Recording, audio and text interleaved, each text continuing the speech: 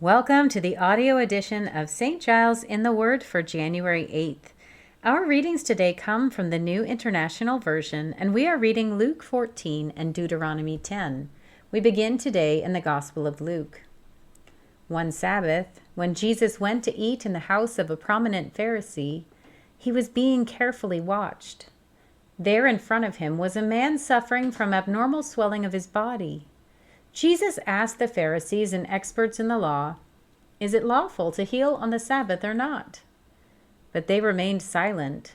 So taking hold of the man, he healed him and sent him on his way. Then he asked them, "If one of you has a child or an ox that falls into a well on the Sabbath day, will you not immediately pull it out?" And they had nothing to say.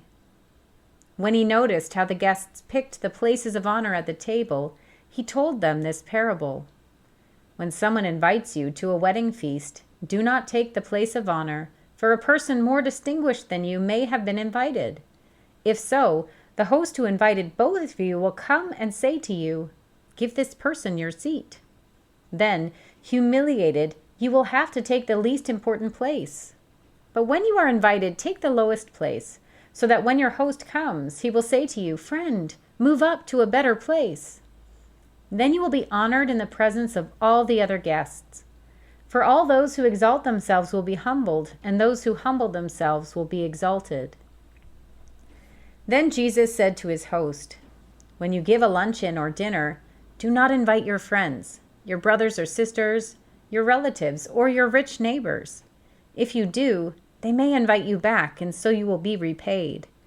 But when you give a banquet, invite the poor, the crippled, the lame, the blind, and you will be blessed.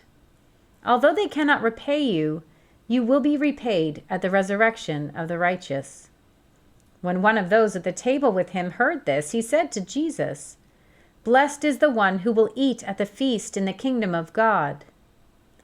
Jesus replied, "A certain man was preparing a great banquet and invited many guests. At the time of the banquet, he sent his servant to tell those who had been invited, 'Come, for everything is now ready.' But they all alike began to make excuses. The first said, 'I have just bought a field and I must go and see it. Please excuse me.'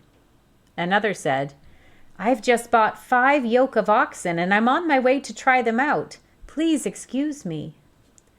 Still another said, 'I just got married, so I can't come.'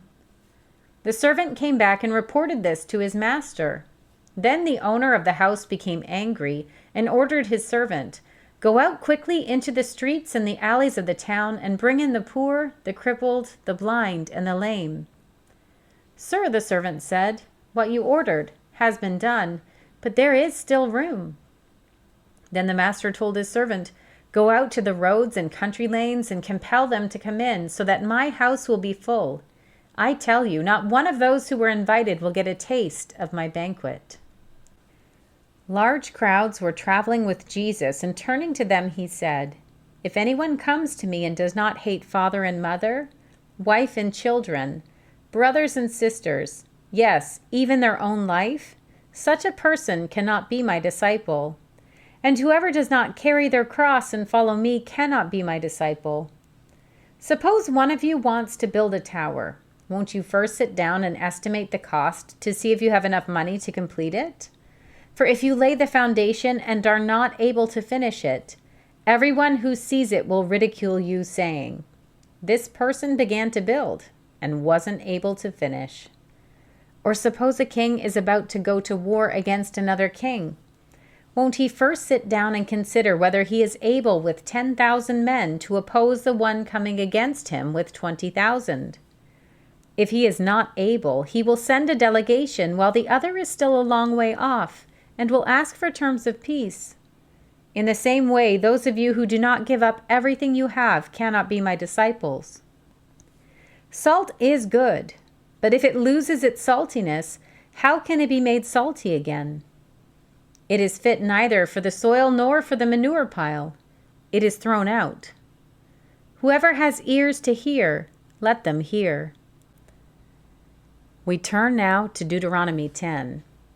At that time the Lord said to me, Chisel out 2 stone tablets like the first ones and come up to me on the mountain.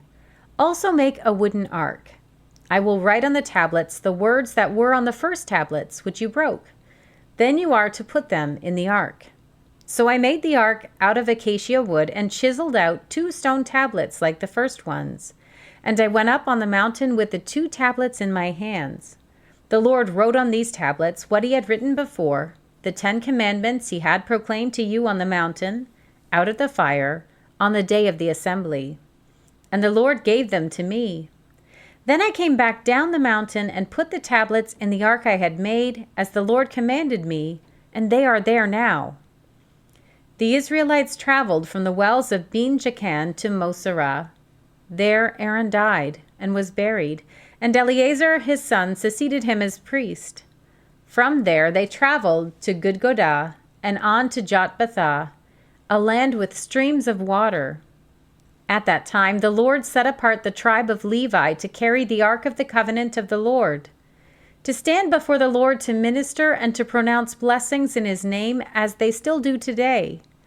That is why the Levites have no share or inheritance among their fellow Israelites. The Lord is their inheritance, as the Lord your God told them. Now I had stayed on the mountain 40 days and 40 nights, as I did the first time, and the Lord listened to me at this time also. It was not his will to destroy you. Go, the Lord said to me, and lead the people on their way, so that they may enter and possess the land I swore to their ancestors to give them.